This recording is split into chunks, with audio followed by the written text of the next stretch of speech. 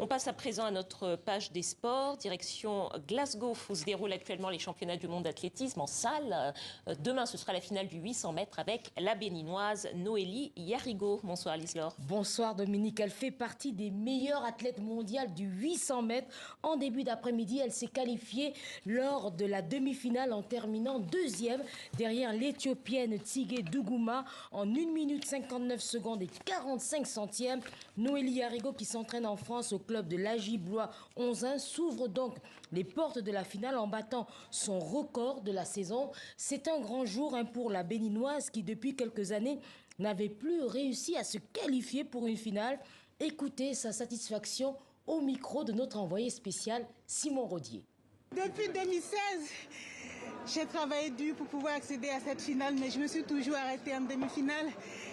Là, c'est la cerise sur le gâteau. Là, je suis très contente. Vous vous souvenez un peu de votre course? Elle est maîtrisée parfaitement, votre course? Avec mon coach, on s'est dit qu'il fallait se préparer à tout. Parce que ces 3 premières, il fallait être tout de suite devant. Si j'ai voulu rester en deuxième position. Et comme j'ai vu que ça s'est passé vite, moi j'aime, c'est mon style de course en fait, j'aime quand ça explose.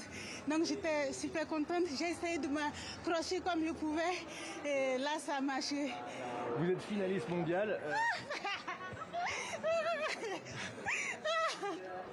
Alors il reste une course à faire parce qu'il y a autre chose à aller faire. Là je suis en train de... Ouf, je redescends là. Voilà une joie, un bel avoir de Noélie Yarigo qui, figurez-vous, aura 39 ans en décembre prochain. Une belle longévité sur les pistes. Et au micro de Simon Rodier et Camille Ballan, elle a fait passer aux jeunes et aux moins jeunes un message d'encouragement. Écoutez-la. C'est un message fort que je lance à d'autres jeunes qui trouvent qu'elles sont assez vieilles pour pouvoir réaliser des performances. Il faut vraiment que toutes les filles qui ont envie de faire comme moi se donnent à fond et observent déjà une discipline de travail parce que sans ça ne peut jamais marcher. Je tiens aussi à remercier mon coach qui, dans l'ombre, travaille pour pouvoir rendre cette qualification possible. Voilà, et puis aujourd'hui, Lise-Laure, c'est la dernière journée des phases de groupe de la Ligue africaine des champions. Et l'information du jour, c'est l'élimination du Wydad Casablanca.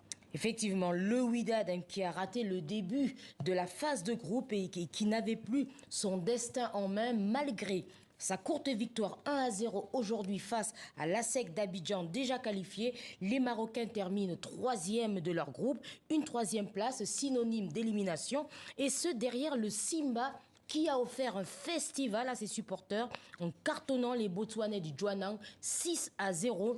Les Tanzaniens valident leur ticket pour les quarts de finale. Et puis dans le groupe C, les Sud-Africains du Mamelodi Sundowns se sont imposés face aux Corbeaux du tout-puissant Mazembe. 1-0, mais les deux équipes jouaient pour l'honneur car elles sont déjà qualifiées. Les deux dernières rencontres du jour, c'est dans la poule C, Espérance de Tunis à Hilal. Les Tunisiens mènent par 1-0 et puis le Petro de Luanda qui affrontait l'Étoile du Sahel. Les Angolais mènent par 2-0 pour l'instant. Et puis on peut relever aujourd'hui, Lise-Laure, la belle performance dans le championnat d'Espagne d'un international marocain. Effectivement, c'était dans le cadre de la 27e journée de la Liga.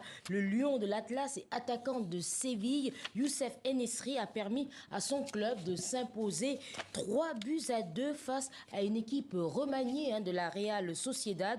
L'international marocain a inscrit un doublé en moins de 2 minutes. C'était à la 11e et 13e minute. Youssef Enesri est tout simplement le meilleur buteur des Sévillans cette saison.